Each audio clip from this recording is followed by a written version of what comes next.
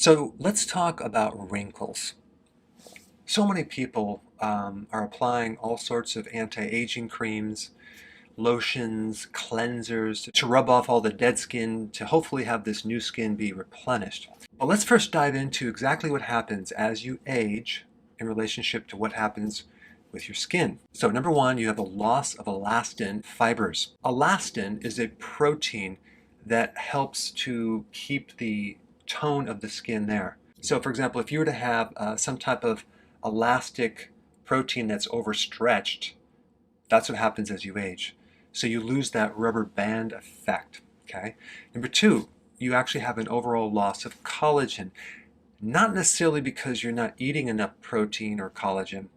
It's because of growth hormone. And that's the next one. Growth hormone has everything to do with preserving proteins. So as you lose growth hormone as you age, you lose that capacity to make collagen. Now also realize collagen needs vitamin C. So you also need vitamin C from the diet. A couple little side things you need to know about vitamin C. Smoking blocks the absorption of vitamin C. Consuming sugar will block your ability to absorb vitamin C. As you age, you'll have less retention of moisture. So the skin tends to dry out. And so this is not necessarily just a matter of drinking more water. Just the skin itself has less ability to retain that water.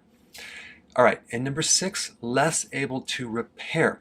And there's a lot we can do about this as far as slowing down the process of repair and regenerate. Because you need certain nutrients to help that repair action. And also you have the too much damage from sun, right? Take a look at any farmer that's out in the sun for many, many years. I mean, their skin is like leather. So too much overexposure of UV radiation from the sun is going to majorly affect your skin. Also, too much stress, right? With cortisol. Cortisol is a catabolic hormone. It tends to break down proteins. Too much insulin, as in too much sugar, will oxidize and age your skin as well. Smoking, I already covered that. There's just a lot of oxidation, a lot of premature aging going on. And of course, alcohol. Your skin is not just your skin. It's the reflection of your organs. Not just your liver, but the colon, the stomach, the gallbladder, the whole thing. The other point I want to bring up is this cleansing process. A lot of women are overdoing it with the cleansers, okay? So they're scrubbing their skin, they're sterilizing their skin by removing this layer of microbiome that should be on the skin. And so now it gets red, it doesn't heal. I'm going to recommend you really focus on your diet, okay? This is something that's very, very underestimated as far as putting attention on it. You want foods that are high in flavonoids, carotenoids, Tocopherols. These are antioxidants in our foods. Vitamin A, vitamin D, and vitamin E. These are fat-soluble vitamins. But guess what?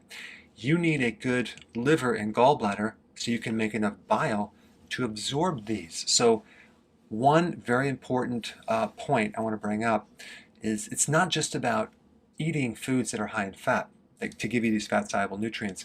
It's being able to break down the fats with bile, having a healthy gallbladder and liver, and then emulsifying these fats and then absorbing them. So if you don't have a gallbladder, if you're missing bile, that could be the reason why you're not getting these key nutrients into the skin. Vitamin C is very, very important. We already mentioned that. Manganese, magnesium, potassium, selenium, zinc are the minerals. Why do we need the minerals? For hydration as electrolytes, as well as cofactors to help build up the proteins in your skin. Omega-3 fatty acids, very, very, very vital to act as an anti-inflammatory versus the omega-6, which I've talked about a lot in my other videos.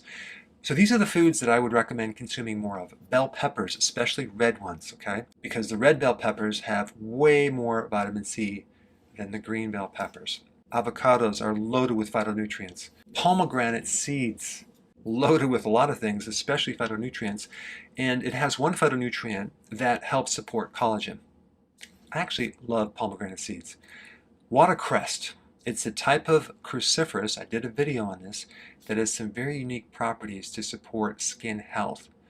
Blueberries, don't consume the dried blueberries, consume the organic blueberries that are not freeze-dried because they're lower in sugars and have a lot of great properties for skin. Also, make sure that you're consuming large salads that are nutrient dense every single day, and fatty meats, fatty fish, and seafood.